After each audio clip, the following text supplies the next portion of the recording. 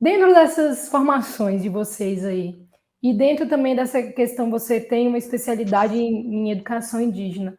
Quais são as dificuldades que você encontra? Você encontra dificuldade de espaço dessa temática, de ter essa prioridade de conhecimento? Porque a gente sabe que para poder abordar isso na educação, o governo, o Estado precisa conhecer como uma prioridade, né? Precisa tratar aquilo como uma prioridade. E deve ser, enfim, estou perguntando como leiga mesmo.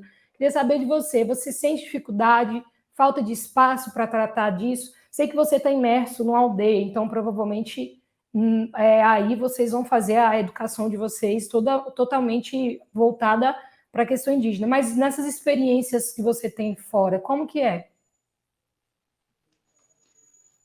É importante você tocar nesse ponto, porque hoje o que nós temos de políticas públicas voltadas à educação escolar indígena são coisas que ainda a gente acredita muito pouca, né? Foram ferramentas, mecanismos que foram criados que ajudaram, sim, mas que ainda precisa muito, né? Nós temos a ação Saber Indígena na Escola, que é uma ação que acontece todos os anos, que é de formação para os professores indígenas.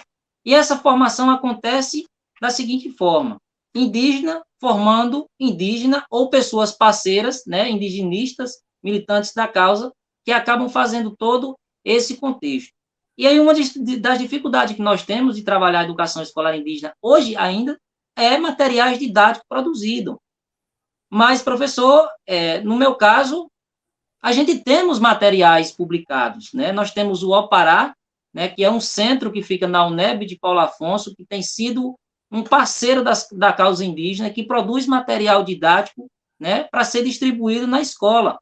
Mas a gente entende ainda que o Opará ele tem feito a parte dele, mas precisa-se que as políticas públicas elas acabem aumentando, né, a oferta acabe também crescendo, e aí a gente possa sanar essas dificuldades que ainda existem, né, para ser tratado em sala de aula. Ah, muito bom saber disso, né? Saber essas questões. E para fora da aldeia, nos deparamos com livros didáticos extremamente defasados e que não dão importância para os povos originários, e algumas vezes até são preconceituosos. Que é o que você falou, né?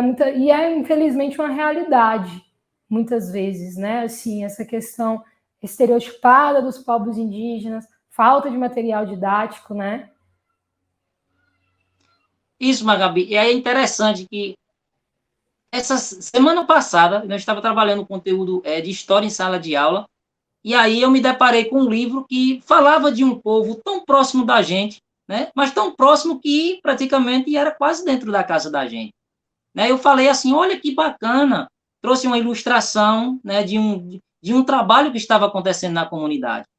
Mas aí, erroneamente, abaixo daquele contexto, dizia ali que aquele povo habitava, né, o sertão, né, de Pernambuco, aonde era uma terra que era totalmente seca, que era improdutiva, e é assim que as pessoas veem o nosso semiárido. E aí eu fico me perguntando, será que esse material didático realmente contempla nós, quanto povos indígenas? Porque muitas vezes vem uma pequena página falando de um determinado povo que está ali próximos da gente, mas esquece, né, que nós temos uma realidade totalmente diferente. Né? A minha preocupação quanto professor, às vezes, é o seguinte: eu devo mostrar aos meus alunos, né, o mundo lá fora, ou eu preciso primeiro, né, mostrar para eles o mundo que vive ao nosso redor quanto comunidade, e depois, né, eu mostrar para eles a sociedade? Porque uma vez que eles aprendem, né, sobre o mundo de fora e não vivenciam a sua própria cultura, né, eles não vão ser sujeitos críticos. E aí é algo bem importante que Paulo Freire dizia: primeiro conhecer a si para depois conhecer os outros, né? Então, a nossa preocupação quanto comunidade hoje em relação à educação escolar indígena é isso, né? É usar uma metodologia contextualizada de que a gente possa repassar nossa vivência e depois a gente passar a vivência dos outros, porque é importante caminhar lado a lado, né?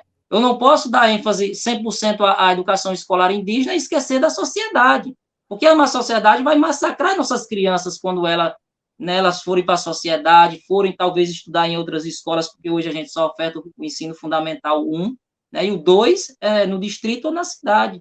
E aí, quando ele chega lá, né, sem esse preparo, Então, existe toda essa preocupação em relação aos materiais didáticos que são ofertados, né, pela secretaria, pelos estados nas nossas escolas.